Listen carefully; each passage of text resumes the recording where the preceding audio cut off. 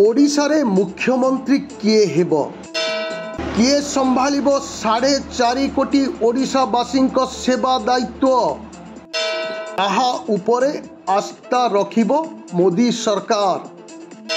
BJP संख्या गरिष्ठता हासिल करिबा परे मुख्यमंत्री रेस को नहीं एबे सारा ओडिशा रे सरगरम चर्चा। मुख्यमंत्री रेस रे सभा आगरे थिबा धर्मेंद्र प्रधान केंद्र कैबिनेट मंत्री भावे शपथ नेबा परे रेस रु से ओहरी जाइचंती।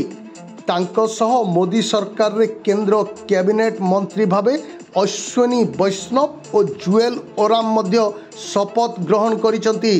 तेबे उपरुक्त 3 जन जाक छामुआ बीजेपी स्टार नेता एबे रेस रु लेफ्ट करिसंती।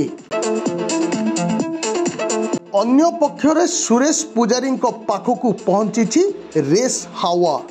तांको पई दिल्ली डाकरा आनी देई पारे सुवर्ण सुजोग और मुख्यमंत्री पदवी बोली मध्य चर्चा हेउची ओडिशा रे।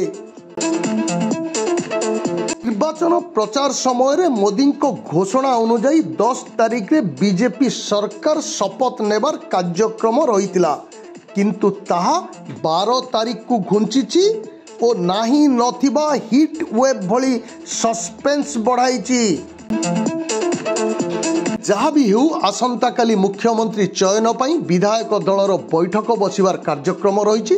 बैठक रे केंद्र मंत्री राजनाथ सिंह और भूपेंद्र यादव को केंद्रीय पर्यवेक्षक भावे नियुक्त करा जायछि।